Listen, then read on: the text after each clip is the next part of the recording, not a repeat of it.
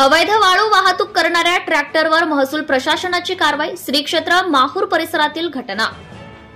तालुक्यातील सायफळ वाळू घाटातून अवैधरित्या वाळू वाहतूक करणाऱ्या ट्रॅक्टरवर माहूर महसूल विभागाने धडाकेबाज कारवाई केली आहे। तालुक्यातील वाई बाजार येथे दिनांक 20 डिसेंबर रोजी पहाटे ही कार्यवाही करण्यात आली। त्यामुळे वाळू तस्करांमध्ये भीतीचे वातावरण पसरले आहे। वरील कारवाईतील ट्रॅक्टर माहूर तहसील कार्यालयाच्या आवारात जमा केल्याची माहिती महसूल कर्मचाऱ्यांनी दिली आहे। माहूर तालुक्यातील अनेक गावाला पैनगंगा नदीचा किनारा लागलाय।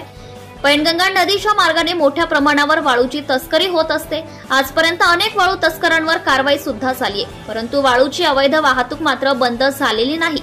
अशातच दिनांक 20 डिसेंबर रोजी वाई बाजार येथे सकाळी 5:30 ते 6 वाजताच्या सुमारास सायफळ येथून वाळूची अवैध वाहतूक करणारा विना नंबर असलेला स्वराज कंपनीचा लाल पांढरा ट्रॅक्टर नायब तहसीलदार कैलास जेठे यांच्यासह वाई बाजार साझा तलाठी राम ठाकरे, ग्राम महसूल अधिकारी सुनील वनवे, कोतवाल विवेक नागपुरे, लक्ष्मण मेश्राम, पवन पाटील, वाहन चालक शेडमाके तसेच वाईच्या पोलीस पाटील एबी मोरे यांच्या पथकाने पकडलाय।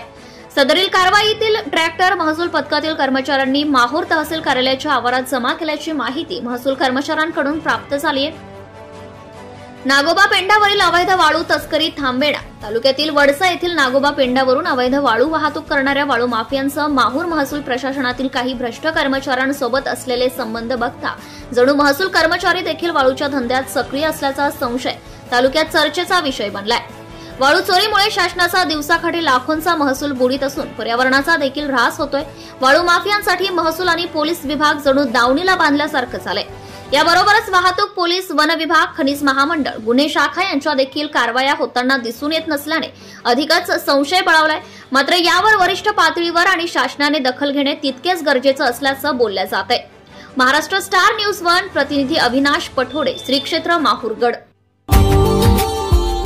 Subscribe now and press the bell icon. Never miss an update.